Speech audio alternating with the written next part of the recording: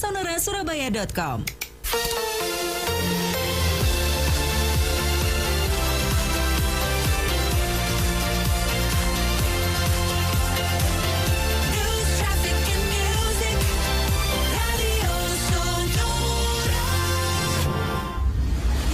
Sesaat lagi Anda akan mendengarkan Career Talk bersama ATRI, Asosiasi Trainer Indonesia Surabaya.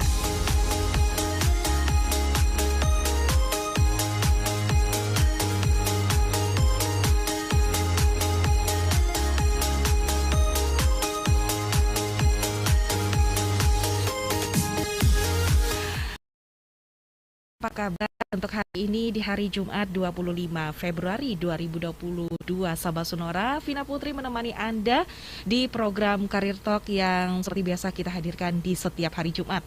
Kalau di hari Jumat, tiap jam 10 pagi ngomong seputar karir. Sahabat Sonora, kali ini bersama dengan Asosiasi Trainer Indonesia Surabaya, yaitu ATRI. Nah, Sahabat Sonora, job seeker, bayangan putus tak seindah layangan putus. Wah, ini kayak sebuah drama series yang banyak digandrungi oleh masyarakat begitu ya. Ngomong-ngomong job seeker nih Sahabat Sonora, ini adalah individu yang tidak boleh lelah dan juga menyerah dalam situasi apapun dan juga bagaimanapun. Nah, sebagai pencari kerja tentu perjalanan pertempuran dan pertarungannya tidaklah boleh hanya dengan mengandalkan semangat saja. Tentunya doa sudah pasti harus ada, sabar mesti ditanamkan, kuat-kuat dan putus asa adalah hal yang sangat diharamkan bagi seorang job seeker. Impian, harapan dan bayangan tidak boleh putus di tengah perjuangan. Kemudian layangan putus itu biasa, bayangan putus penyesalannya sepanjang masa. Prestasi akademik yang tinggi saja tidaklah cukup Sahabat Sonora. Lalu bagaimana dan apa saja yang harus dipersiapkan dengan baik oleh job seeker? Tentunya Sahabat Sonora, pagi hari ini kita ngobrol-ngobrol bersama dengan Dr. Randus EC Bambang Pudiarto MSI, Economic Business Coach dari ATRI, Asosiasi Trainer Indonesia Surabaya. Anda juga bisa gabungan melalui WhatsApp kita 0811 304 9800. Telepon juga bisa 7327102. Kemudian sosial media kita ada di YouTube Sonora Surabaya, silakan Anda tinggalkan live chatnya di Sonora Surabaya. Jangan lupa untuk di-subscribe terlebih dahulu Sahabat Sonora. Saya akan menyapa terlebih dahulu. Kalau mungkin Anda sudah menyimak tadi pagi ya, jam 8 pagi di program Semagi Sahabat Sonora, saya sudah ngobrol bersama dengan Pak Bambang Pudiarto atau lebih biasa disapa Pak BB ya, akrabnya Sahabat Sonora ya. Selamat pagi Pak BB. Mbak Vina Putri. Halo, apa kabar Pak BB? Selamat pagi. Ya, selamat pagi Pak BB, apa kabar? Salam sehat Pak BB. Alhamdulillah Mbak Vina Putri, sehat. Alhamdulillah sehat dan tetap semangat ya Pak BB ya. Nah, kita hari ini ngobrol seputar job seeker. Ini yang banyak dilakukan oleh masyarakat terutama di masa pandemi ini, karena memang kemarin-kemarin saat pandemi itu banyak pengurangan kerja, kemudian banyak yang masih menganggur, bahkan untuk fresh graduate pun juga susah untuk mencari pekerjaan di tengah kondisi pandemi seperti sekarang ini. Nah, sebenarnya apa sih itu job seeker ini Pak BB? Mungkin bisa dijelaskan lebih lengkapnya, kalau menurut versi Pak BB seperti apa? Baik, terima kasih Mbak Vina. Saya mau cek dulu terdengar dengan baikkah suara saya Mbak Vina Putri? Sangat baik untuk suaranya. Ya. Jadi terima kasih, selamat pagi semuanya yang sedang ada di forum yang baik ini ya, saya pikir. Nah, jadi job seeker ini sebenarnya hanyalah sebuah bagian saja. Jadi yang perlu diketahui pertama kali, job seeker itu sebagian saja. Bagian dari apa? Nah ini, ada yang namanya unemployment atau pengangguran. Jadi ada employment, ada employment. Job seeker adalah bagian dari unemployment ini, Mbak Ina. Nah, kenapa demikian? Nah, coba kita lihat ya. Kalau yang namanya pengangguran itu kan berarti dia tidak bekerja atau setengah bekerja, atau mungkin bekerja tapi kurang dari 2 hari dalam seminggu. Banyak sekali deskripsi atau pemahaman tentang ini gitu ya. Nah, terus kalau job seeker sendiri itu fokus pada adanya upaya. Nah, jadi adanya upaya. Sama seperti ini, kalau misalnya kita sebut ada namanya fakir miskin, ya. Miskin itu orang yang sudah berupaya, tapi ternyata hasilnya segitu. Kalau fakir ya tidak bekerja seperti itu. Akhirnya kondisinya demikian. Secara gampangnya dipahami seperti itu. Jadi untuk posisi dari job seeker. Karena unemployment sendiri, nah ini kalau dalam tataran makroekonomi itu ya. Ini adalah sebuah penyakit makro. Jadi yang namanya penyakit makro itu ada 3. Jadi orang biasanya takut inflasi tinggi. Orang biasanya bingung ketimpangan neraca pembayaran. Satunya adalah tentang adanya pengangguran ini. Kira-kira demikian, Mbak Putri. Kira-kira seperti itu ya, job seeker begitu ya. Dan sebenarnya untuk job seeker ini seberat apa sih persaingannya di antara para job seeker lainnya begitu, Pak Bebe? Nah, jadi situasinya untuk kondisi saat sekarang itu tentu sangat berat. Rilis terakhir dari Direktorat Jenderal Kependudukan ya, Dukcapil Kementerian Dalam Negeri kemarin ya, baru kemarin ya, bahwa jumlah penduduk kita, Mbak Putri, itu sekarang 273 juta sekian. Ini kemarin ya rilisnya. Itu sampai Desember 2021. Nah, kemarin itu rilisnya kemarin. Dari jumlah itu ternyata ini yang sekarang membalik fakta cerita di masyarakat, bahwa ternyata jumlah laki-laki itu lebih banyak dibanding jumlah perempuan. Biasanya kan orang berpikir jumlah perempuan lebih banyak. Tidak. Yang sekarang yang terkini tidak, Mbak Putri. Terbalik, laki-laki lebih banyak. Faktornya kenapa, Pak Bebe? Nah itu, jadi nanti kalau otot-ototan sama temannya sekarang lebih banyak laki-laki kok. Nah terus begini, seberat apa? Nah berat.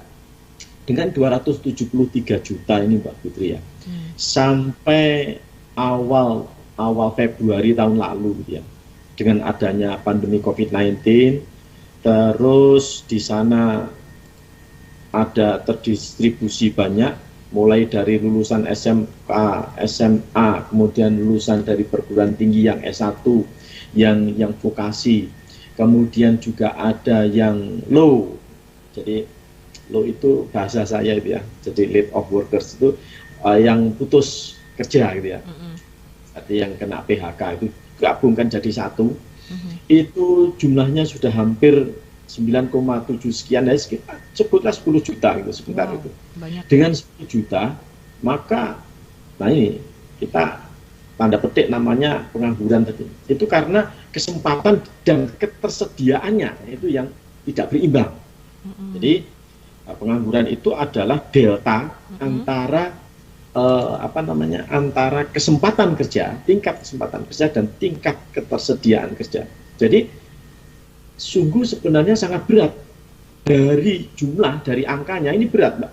10 juta, terus kemudian ketersediaannya tidak sebanyak kesempatannya, seperti itu, berat. Diperberat lagi dengan pembatasan. Artinya pembatasan mobilitas, pembatasan aktivitas selama pandemi. Nah ini tentu lebih membuat tidak mudah bagi sejawat yang sedang bertarung berusaha seperti Mbak Putri sampaikan tadi. Situasinya demikian kira-kira. Situasinya cukup berat, lapangan pekerjaan yang ada di luar ini tidak banyak begitu ya yang merekrut pekerjaan, kemudian bahkan yang melamar pun juga jumlahnya mungkin bisa ratusan ataupun bahkan ribuan seperti itu ya. Sebenarnya orang juga bisa kalau memang mau untuk membuka lapangan kerja sendiri, cuman itu tadi adanya kemauan ataukah tidak seperti itu ya Pak Bebe ya. Terus siapa saja sih Pak Bebe yang disebut job seeker Pak Bebe selain pengangguran tadi yang seperti disampaikan Pak Bebe tadi? Jadi yang disebut job seeker itu adalah yang perlu diketahui dulu di awal ya, bahwa tidak semua job seeker ini sebenarnya berkompetisi, bersaing, tidak. Mereka ada kelas-kelasnya tentu saja gitu ya.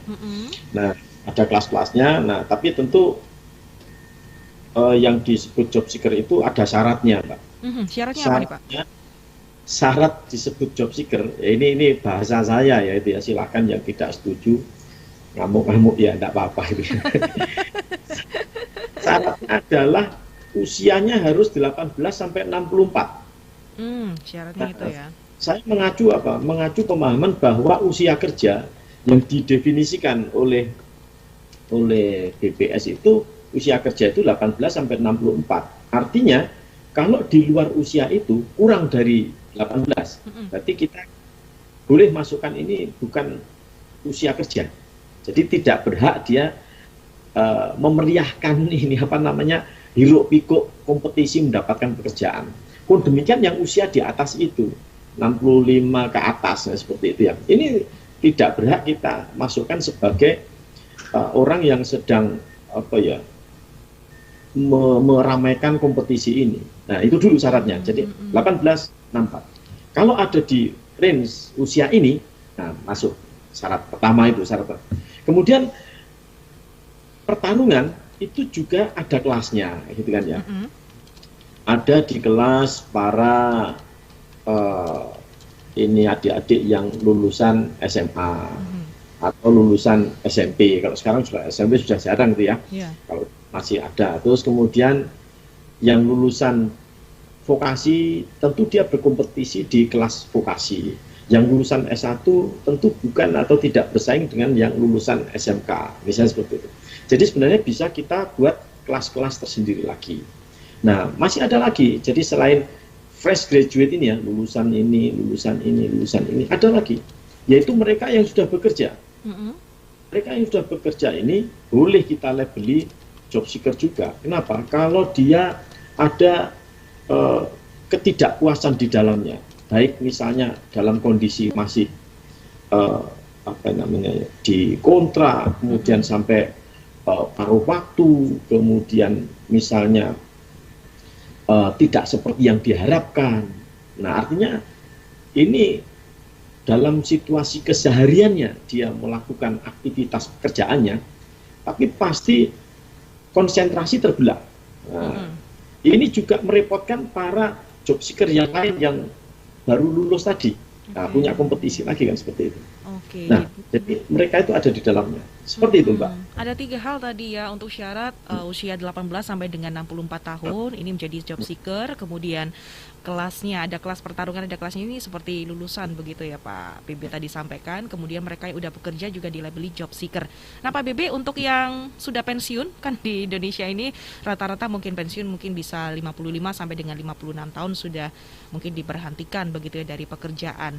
Kemudian dari usia 56 tahun ini juga masih termasuk syarat job seeker ya Pak BB ya. Kemudian dia mungkin masih punya keinginan untuk bisa bekerja lagi. Kali aja ada yang mau masih menerima dengan usia seperti itu Pak BB ya.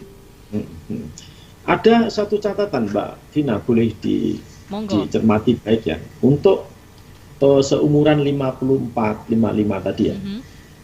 Dia saya sebut tadi berhak atau masuk di dalam ini posisi job seeker atau label job seeker tadi. Nah, ketika sudah pensiun, atau jangan kan belum pensiun, biasanya orang itu menguji dirinya sendiri. Kira-kira saya ini kalau masih bertarung itu masih mampu tidak ya?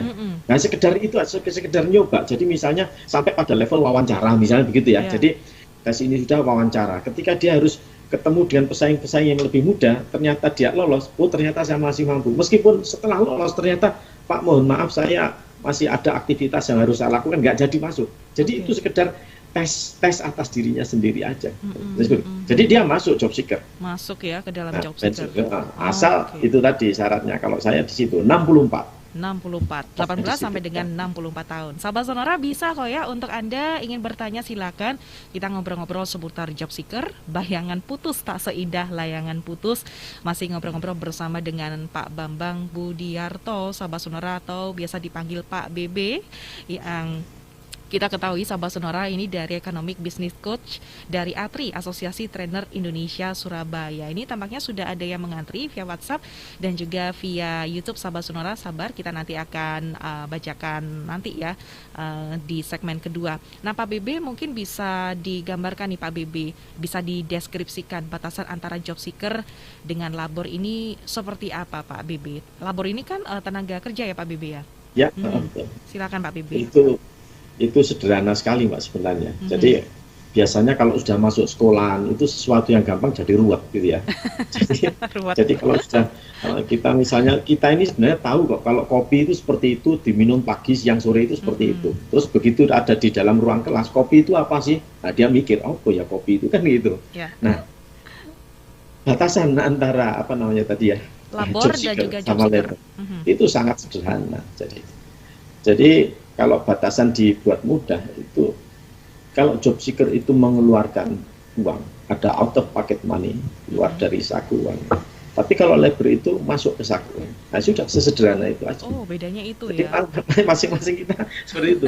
Kalau kemudian sesuai deskripsi tadi, loh dia sudah bekerja Pak, berarti kan dia menerima uang, iya, tapi kan dia juga keluarkan tadi job seeker. Nah itu yang sama, ada irisan di sana kan gitu.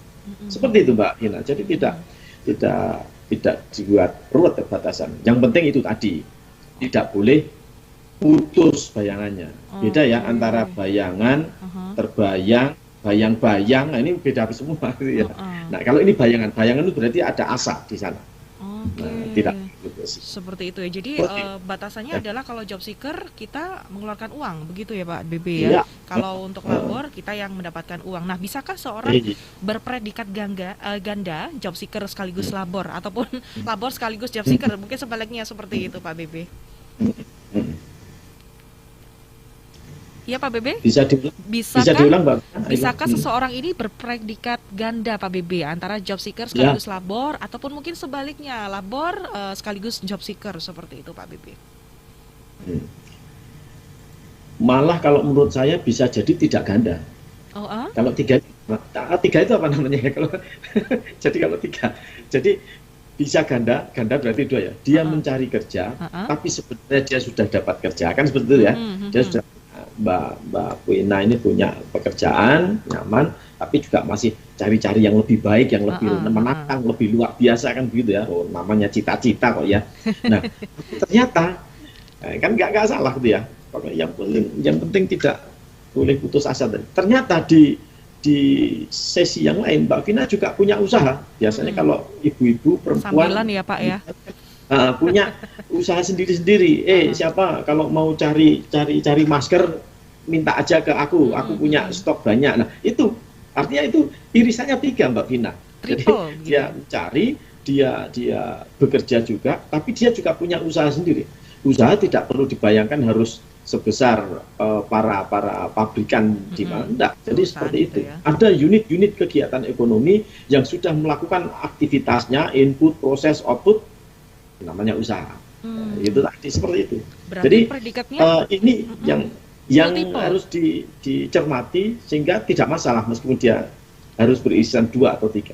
Kira-kira demikian. Oke, bahkan berisan 2 ataupun 3 ataupun bahkan lebih itu bisa jadi seperti itu ya. Nah, sebenarnya lewat mana saja sih Pak BB job seeker ini bisa dapat peluang untuk pekerjaannya? Sorry, kok hilang lagi? Halo Pak BB, bisa lewat mana saja job seeker ini bisa mendapatkan peluang untuk pekerjaannya nih Pak BB? Bisa lewat apa saja Mas Menteri? Bisa lewat mana saja job seeker ini bisa mendapatkan peluang untuk mendapatkan pekerjaannya mereka? Jadi yang mesti diketahui adalah situasinya dulu. Situasi. Pandemi ini berpengaruh Mbak.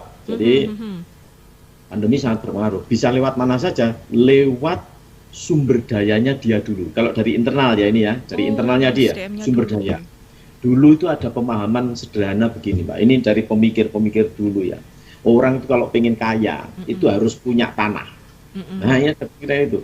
Seumur-umur sampai elek kalau tidak punya tanah tidak akan pernah kaya. Nah, makanya orang berburu, bekerja supaya tanahnya banyak. Makanya dia disebut tuan tanah. Nah, gitu ya. Kalau rumahnya banyak berarti tuan rumah Mbak. Kalau mobilnya banyak tuan mobil nanti. Nah itu. Berarti bisa didapat kemana saja begitu ya Pak ya, kalau menurut Pak BD. Jadi itu saya lanjutin dulu yang ini tadi Mbak ya. Silakan. Terus kemudian ada pemikir berikut katakan tidak harus punya tanah, tapi dia harus berdagang. Nah harus berdagang. Ada perpindahan ini memungkinkan dia menjadi kaya. Kemudian di luar itu muncul pemahaman-pemahaman berikut. Oh enggak, dia harus punya keunggulan lebih, keunggulan mutlak gitu ya. Nah yang tidak dimiliki orang lain. Kalau dia bisa nyetir, yang lain tidak, dia lebih kaya kan itu. Dia bisa lari cepat, dia tidak, dia akan lebih kaya. Nah kemudian muncul lagi pemahaman berikut adalah yang penting dia punya faktor ekonomi. Nah faktor ekonomi ini dipahami sebagai faktor-faktor dari dalam dirinya yang bisa mengalahkan orang lain. Nah jadi harus punya kualitas lebih. Kalau anak sekarang dibahasakan di era-era seperti ini, kamu punya kompetensi apa, punya sertifikat kompetensi apa, nah seperti ini. Tidak cukup sekedar sekarang kan bahasa lulus S1 saja tidak cukup, tapi harus punya sertifikat kompetensi. Kan sekarang begitu, Mbak Vina. Nah, kira-kira seperti itu pemahamannya. Sehingga lewat mana? Yang pertama adalah lewat kemampuan dirinya tadi, yang harus dieksplor, mampu berbicara dengan baik seperti Mbak Putri ini. Nah, itu yang harus ditingkatkan kan gitu. Oh, ini luar biasa para announcernya Sonora itu. Oke. Nah, seperti itu. Jadi yang diperhatikan adalah kualitas dari diri seseorang itu ya Pak ya, job seeker itu ya, karena memang bisa lewat mana saja ya Pak, meskipun kita mendapatkan pekerjaan mungkin bisa dari lewat sosial media ataupun mungkin dari aplikasi, begitu ya Pak ya. Ini yang saya maksud tadi. Yang pertama saya bilang dari internal dulu Mbak Putri. Internal ya? Itu dari kemampuannya dulu, kan kemampuannya. Terus eksternal, nah itu dijawab Mbak Putri tadi. Dari sosial media. Kalau sekarang bahasanya dari sosial media, jadi klik link ini gampang masuk, tapi sayangnya tetap ada saja ya di dunia kita ini orang yang kurang berbuat baik ya, misalnya PT ABC, dia juga bikin PT ABC tapi A-nya itu A kecil, akhirnya ketika masukkan datanya dia diambil lah, seperti ini. Jadi lewat sosial media ini hampir semuanya kan memanfaatkan itu gitu ya, teknologi ini. Kalau tidak, itu sekarang sepertinya kan ketinggalan gitu ya. Jadi kita akan sulit di dalam situasi seperti saat sekarang, apalagi jumlah milenial. Nah ini survei terkini juga. Saya biasanya muncul datanya, cuman tadi nggak saya bawa. Yang namanya milenial dan generasi X ini adalah penguasa yang saat ini ada. Jumlahnya jauh lebih banyak dibanding generasi kita gitu ya. Nah seperti itu. Sehingga jenis pekerjaannya ya jenis pekerjaan milenial itu yang disukai. Satu contoh saya sebut misalnya digital nomad. Digital nomad. Mungkin belum familiar istilahnya atau ada yang digital nomad. Ini jenis pekerjaan yang paling disukai oleh orang-orang seusia belasan puluhan 20, 21 lah itu. Sambil jalan-jalan dia bisa bekerja, sambil jalan-jalan dia bisa ngerjain proyeknya seperti itu. Kira-kira demikian Mbak Putri. Oke, kira-kira seperti itu ya Pak ya. Ini yang bidang yang paling banyak diminati oleh job seeker untuk yang di masa usia sekarang begitu. Karena bisa jadi ya Pak ya dengan seiring perkembangan teknologi, kemudian dari generasi yang semakin mungkin berkembang lagi, pasti kebutuhan untuk bidang-bidang yang paling banyak diminati oleh job seeker ini mungkin berbeda ya. Kalau dulu mungkin di bidang pemerintahan, instansi misalkan seperti itu, ataupun mungkin profesi seperti dokter, ataupun mungkin seperti pilot, mungkin makin geser ke sini mungkin hal ini tidak demikian ya Pak Bibi ya, mungkin bisa berganti dengan bidang-bidang yang lain ataupun mungkin yang lebih baru lagi seperti yang Pak Bibi sampaikan tadi ya Pak Bibi ya, terkait dengan digital seperti itu ya Pak Bibi. Nah Pak Bibi kita break sebentar, nanti kita akan lanjutkan lagi di segmen kedua, masih kita ngobrol-ngobrol seputar job seeker. Bayangan putus tak seindah layangan putus, bersama dengan ATRI, Asosiasi Trainer Indonesia Surabaya, Dr. Randus EC Bambang Budiarto MSI, Economic Business Coach dari ATRI, Asosiasi Trainer Indonesia Surabaya. Silakan Anda tinggalkan untuk pertanyaannya WhatsApp kita 0811 304 9800 dan juga telepon silakan Sabah Sonora di 7327102 ataupun Anda juga bisa tinggalkan live chatnya di YouTube Sonora Surabaya. Jangan lupa untuk di-subscribe terlebih dahulu. Vina Putri akan kembali lagi setelah yang satu ini, tetap di Career Talk bersama dengan ATRI.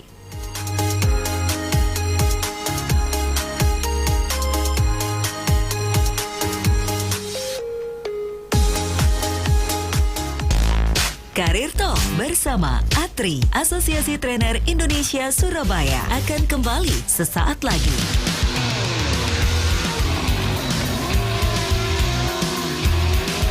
Mau tahu perkembangan dunia otomotif terkini? Kalau bicara spare part, memang mobil-mobil yang wow itu artinya Anda itu maintenance-nya akan lebih krusial. Tidak kalah pentingnya skill, keterampilan dari mekaniknya. Ini Otomotif Sonora bersama Dewi Juwana. Anda akan dapatkan juga beragam informasi dan tips praktis perawatan kendaraan Anda. Tayang setiap Sabtu pukul 10 hingga 12 siang. Hanya di Radio Sonora, Kompas Gramedia Radio Network.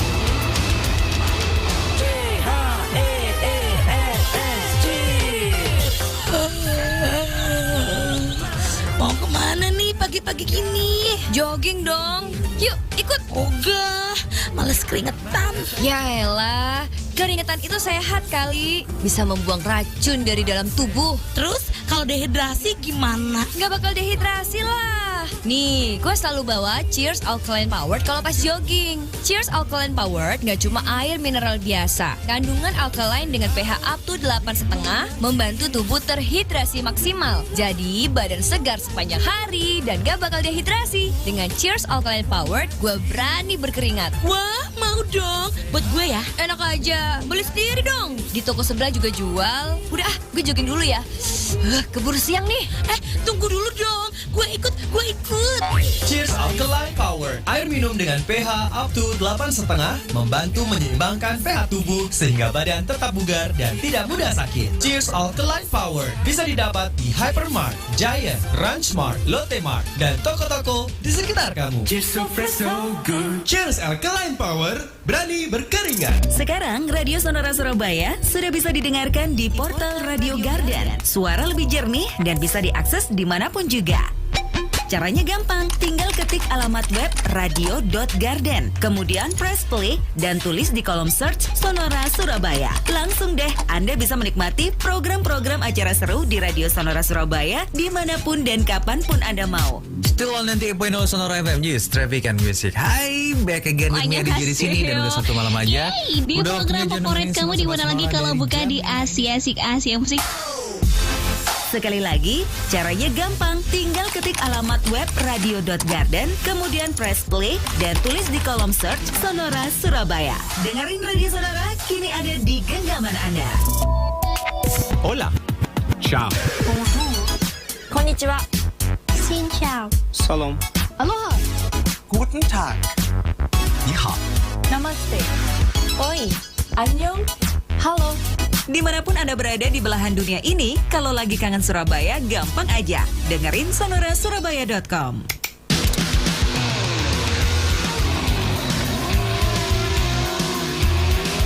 Mau tahu perkembangan dunia otomotif terkini? Kalau bicara spare part, memang mobil-mobil yang wow itu artinya Anda itu maintenance-nya akan lebih krusial. Tidak kalah pentingnya skill, keterampilan dari mekaniknya.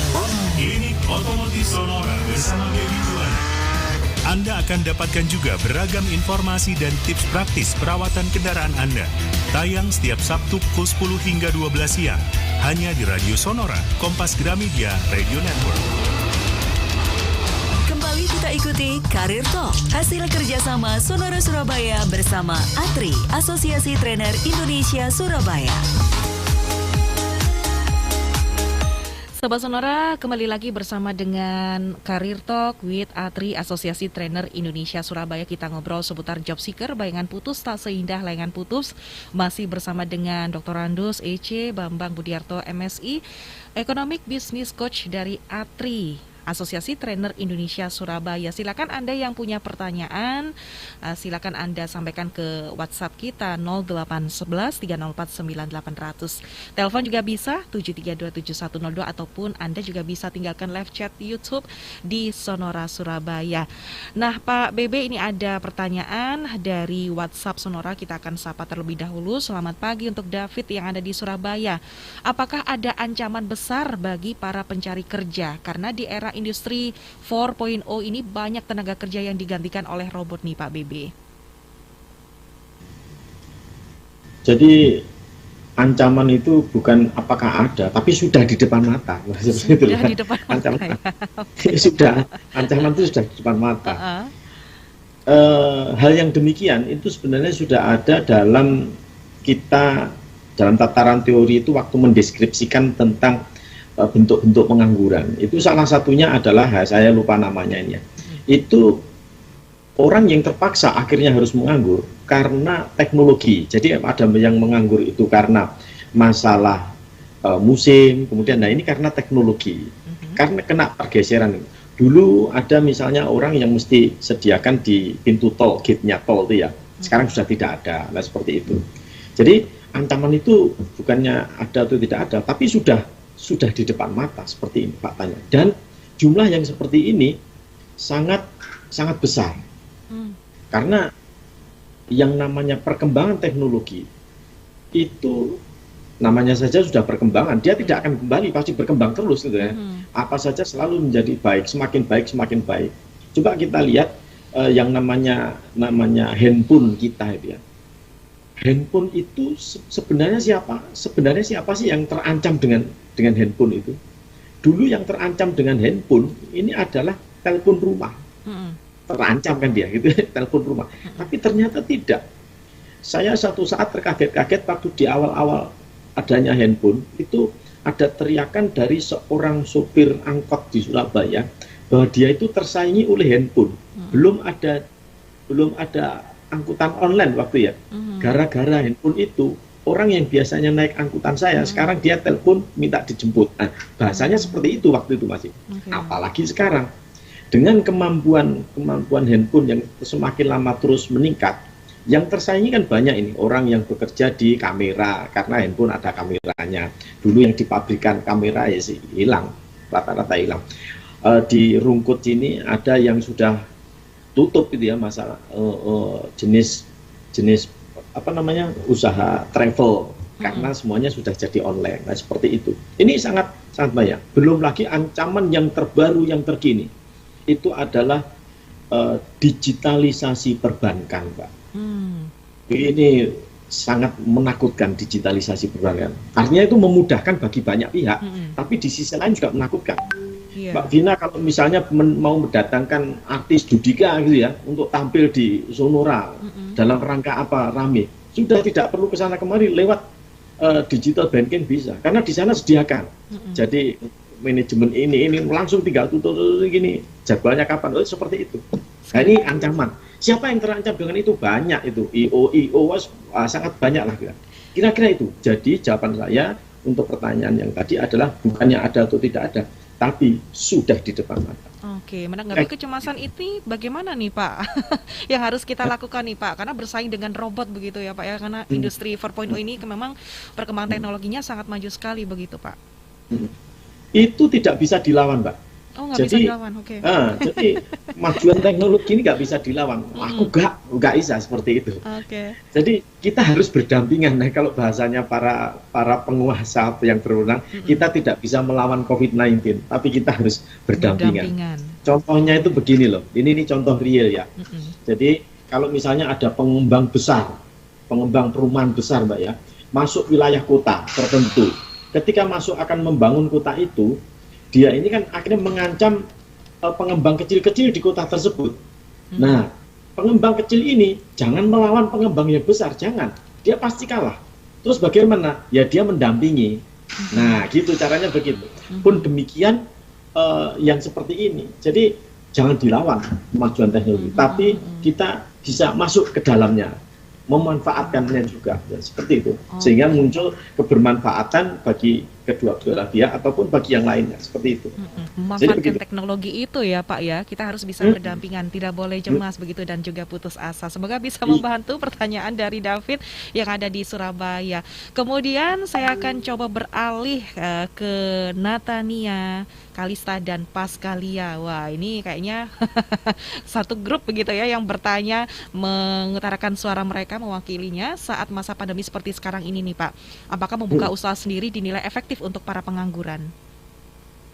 Begini, jadi di masa pandemi memang dipahami banyak orang-orang yang takut untuk membuka usaha kan.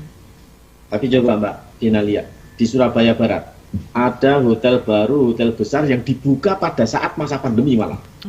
Nah itu, ini meruntuhkan, meluluh lantakkan teori itu kan gitu. Nah tapi yang perlu diingat adalah usaha itu bisa dicontoh Mbak. Tapi yang namanya hoki, keberuntungan itu tidak bisa. Nah ini yang harus dicermati baik. Jadi kalau kita jangankan di masa pandemi, di masa yang tidak pandemi saja itu kondisinya seperti itu. Hanya saja pergerakan untuk unit-unit kegiatan ekonomi baru, terlebih kalau tidak mempunyai kemampuan finansial yang besar, ini semakin sulit berkembang.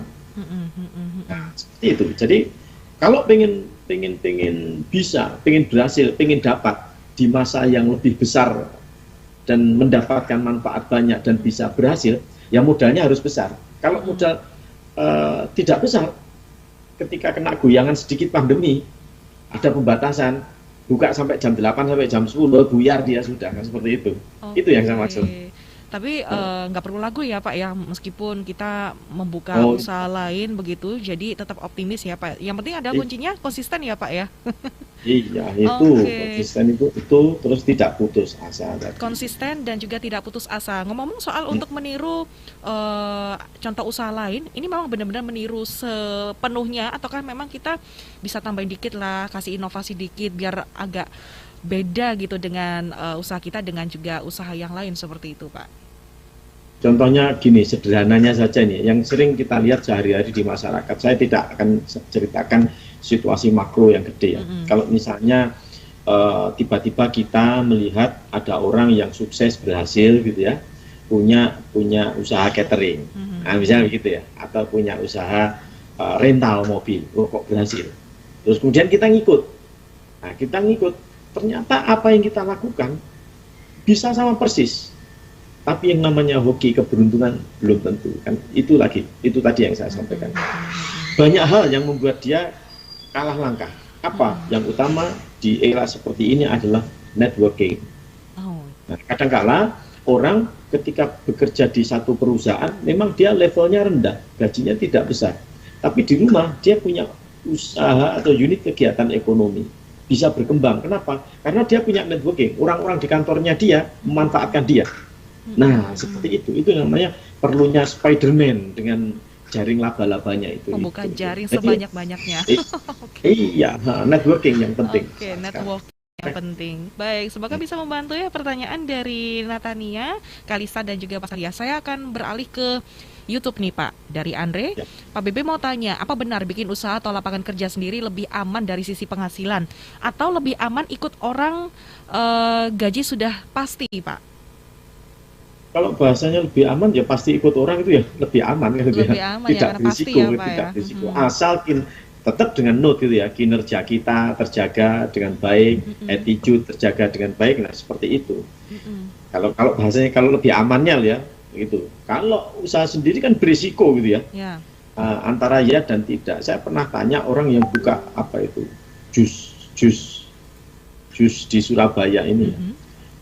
Turunnya penjualan dalam satu malam ketika ada hujan gini. Mas ya hujan gini ya apa Mas? Ya babak belur Pak, sampai piro? 80% Pak. Jadi bisa jadi seperti itu. 80% turunnya itu hanya karena ada hujan misalnya. Nah, situasi ini angka 80% penurunan itu mengerikan bagi seorang yang punya usaha, apalagi usahanya baru dimulai. Ditakut-takuti dengan ya bukan ditakut-takuti, fakta itu ya 80% ya, seperti itu. Di kita ini beragam tuh ya seperti itu. Belum lagi kalau misalnya jenis pungutan, jenis tarian dan lain sebagainya. Ini warna-warninya banyak dia kalau punya usaha sendiri. Ngeluh pusingnya itu banyak Pak. Stresnya itu lebih tinggi. Percayalah, kalau tidak percaya boleh dicoba. Stresnya lebih stres itu daripada nanti itu. Kalau risiko ikut orang itu kan paling cuma dimarahi, diuring-uring gitu aja kan, terima aja. Seperti itu. Perusahaan yang menanggung resikonya seperti itu ya. Jadi kalau mau penghasilan dari sisi yang aman memang ikut orang lain karena memang sudah pasti seperti itu. Dan ini ada pertanyaan juga dari Hisham Basimeleh. Pak Bebe izin bertanya, apakah untuk sekarang perusahaan masih dilema antara pekerja pengalaman dan juga pekerja baru? Lalu bagaimana cara perusahaan mengatasinya Pak? Kalau menurut saya belum tentu. Belum tentu ya. Jadi tidak selalu. Karena begini pemahamannya ini ya. Orang lama ini biasanya sudah orang yang terkontaminasi. Pikiran-pikiran dari macam-macam temannya tuh. Wis tak lakon kerja ning kene iki gak dapat apa-apa. Kan gitu tuh ya. Cuma dapat capek. Biasanya kalimatnya seperti itu. Itu orang lama biasanya begitu. Nah, kalau orang baru ini kan masih bisa di-forward dengan sebaik-baiknya. Tunjukkan kinerjamu, tunjukkan loyalitasmu yang lebih baik, yang lebih luar biasa, harus lebih dari yang lama, yang lain. Nah, seperti itu. Nah, jadi situasinya seperti ini. Tidak selalu bahwa pemahamannya begini. Biasanya orang yang berpengalaman ini dibutuhkan adalah untuk level-level manajer menengah ke atas. Itu perlu pengalaman kan itu ya. Tapi jumlahnya kan 1-2 Mbak, itu Mbak. Jadi cuman berapa orang, karena dia memang diperlukan. Ambil sana, ambil sini, tobruk sana, tobruk sini, bajak sana, bajak sini, itu seperti itu. Tapi kalau untuk di manajemen ke bawah tadi ya, ke tengah ke bawah, ini kalau saya sih, menurut saya sih lebih nyaman yang baru gitu ya. Masih bisa diluruskan, diarahkan. Kalau yang lama dipindah sana, pindah sini, melotot aja. Seperti itu. Melili, enggak gitu Mbak Tio. Baik, semoga bisa membantu pertanyaan dari Hisam yang ada di via YouTube. Saya akan beralih lagi ke via WhatsApp nih Pak. Halo Radio Sonora, nama saya Feby, ingin bertanya bagaimana cara membangun kepercayaan diri seorang job seeker dan apa keuntungannya Pak? Membangun kepercayaan diri bagi seorang job seeker itu wajib. Nah, yang utama wajib, itu ya? bahwa dia mampu, bahwa dia bisa. Makanya kalau motivator katakan itu selalu meledak-ledak dia. Kegagalan hari Senin adalah sukses hari Selasa, kegagalan hari Selasa sukses hari Rabu, gitu terus Mbak. Nah, gitu. Nah, yang perlu dicermati adalah rasa percaya diri tadi pasti gitu ya. Dibangun dari berbagai sisi. Itu tadi yang katakan. Pinter saja tidak cukup, tapi mentalnya harus kuat. Oh, mental harus kuat. Ketika pertama kali masuk kerja, plus gitu ya. Ini bedanya orang Indonesia sama tidak jadi satu. Bedanya orang satu dengan yang lain ya. Jadi ada kalanya orang yang masuk kerja pertama kali itu yang dicari adalah tanggung jawabnya. Misalnya gini. Begitu masuk hari pertama kerja, dia tanya, "Pak, tanggung jawab saya apa? Apa yang harus saya kerjakan?" Kamu kerjakan ini, selesai. Oh iya, sudah saya lakukan. Tapi ada juga, jadi itu hari pertama kerja, orang ini menanyakan apa yang dilakukan atau yang ditanyakan di hari pertama kerja, yaitu tanggung jawabnya. Tapi ada juga orang yang ketika hari pertama kerja, yang ditanyakan atau yang dicari adalah teman. Kira-kira sopo ya teman di kantor ini yang cocok diajak ngomong. Ketika cocok besok akan ngomong lagi. Tapi ketika tidak cocok dia akan bergeser ke yang lain. Nah ada dua tipe seperti ini. Sehingga ketika seorang job seeker itu harus bisa membangun percaya diri. Itu tidak hanya pinter aja tidak cukup, tapi dia harus punya mental baja. Bahwa kalau bekerja ikut di perusahaan itu tanda petik ikut orang, siap dimarahi, siap disalahkan, siap dirasani, Mbak. Nah, itu. Harus kuat mental ini ya yang jadi kita pegang teguh begitu ya. Jadi pastilah beresiko ya kalau kita misalkan ikut orang lain seperti itu. Nah, semoga bisa membantu pertanyaannya. Kemudian masih dari Natania, Nuge, dan Sam ini memberikan sedikit pertanyaan untuk Pak Bebe. Bagaimana jika jumlah job seeker ini semakin banyak namun lapangan pekerjaan semakin sedikit? Nah, apakah mereka mampu jika mereka memutuskan untuk membuat usaha? Itu makanya yang sekarang sedang digalakkan oleh pemerintah ya. Jadi munculkan ide-ide generasi Z ini dengan startup bisnis kan gitu tuh ya.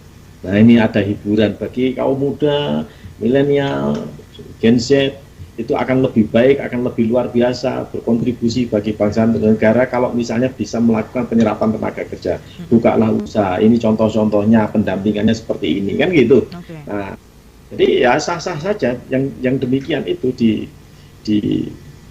wajib dilakukan karena faktanya memang seperti itu. Ledakan di kita jumlah penduduk itu sangat besar sekali. Jadi yang tadi saya sebutin 273 juta, banyak Mbak itu Pak. Nah jumlah itu sangat banyak.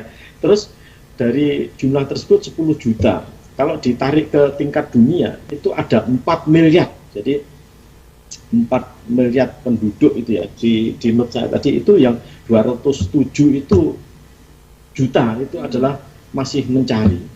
Ya, tentu tidak mudah bagi semuanya sehingga solusi alternatifnya adalah ya mencari atau membuka usaha sendiri tadi. Oke, asalkan ada kemauan, niat begitu ya. Dan harus paham dengan resiko-resiko yang dihadapi ketika membuka usaha. Kemudian untuk Yeremia, selamat pagi. Apa yang bisa dilakukan oleh pemerintah nih Pak untuk bisa mengatasi masalah job seeker yang terus bertambah sementara lapangan pekerjaan ini semakin terbatas? 4 hal. Langsung saya jawab 4 hal. Silakan Pak. Apa poin-poinnya Pak? Kenapa?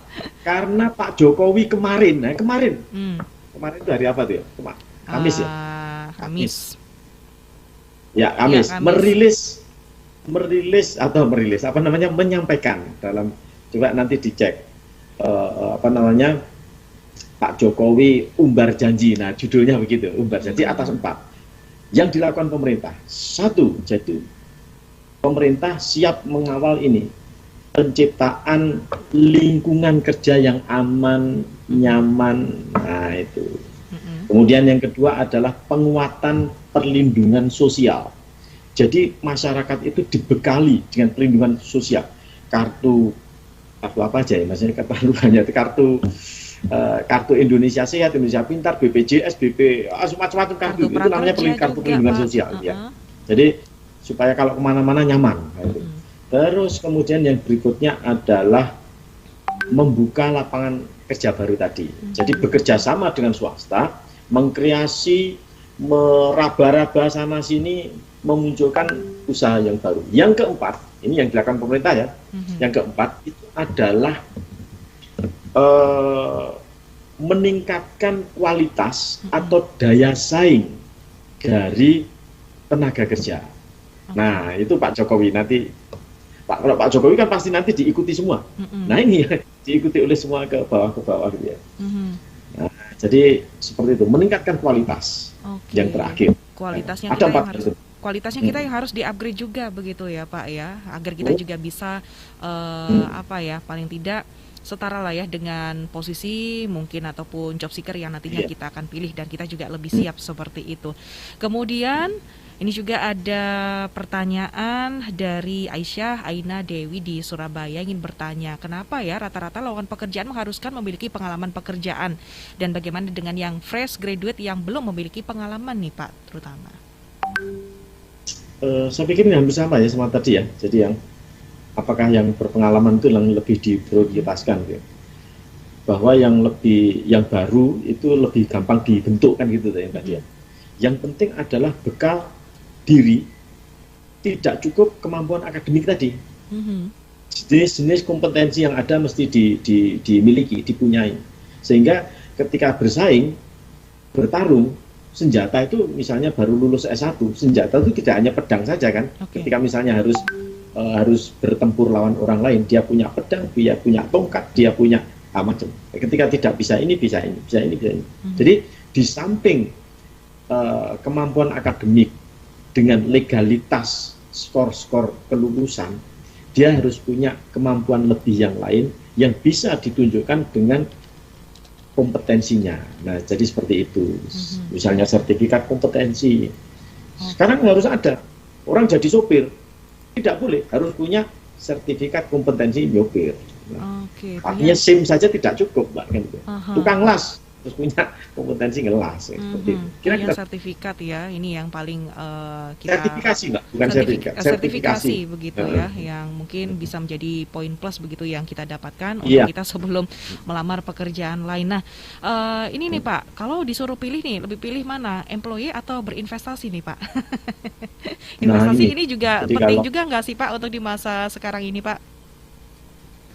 Di masa sekarang seperti tadi saya bilang, lebih aman itu ya kalau kita menyandarkan diri kepada orang lain kan itu ya. Karena situasinya banyak orang bilang masih belum normal kan itu ya. Kita sudah menikmati kenyamanan setelah puncak pandemi yang kedua, sudah seneng-seneng, silakan yang sudah vaksin jalan-jalan, ternyata muncul yang ketiga. Usaha yang misalnya baru kita rintis, baru kita mulai misalnya, baru pasang ini itu, properti ini, properti itu, dengan fakta seperti ini bisa collab.